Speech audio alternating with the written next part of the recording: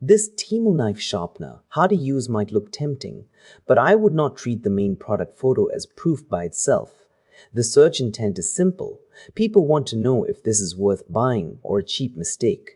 For this kitchen item, I would check 3 things before buying. First, whether the listing shows the real size and material.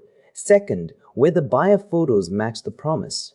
And third, whether low-star reviews repeat the same complaint.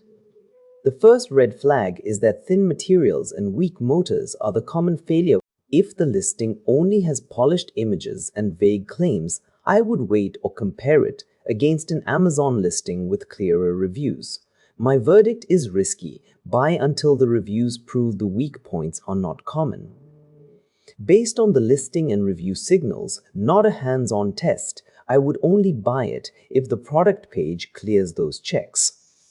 Comment your country and the next Temu product you want checked, and I will run the same buyer research filter before you waste money on it.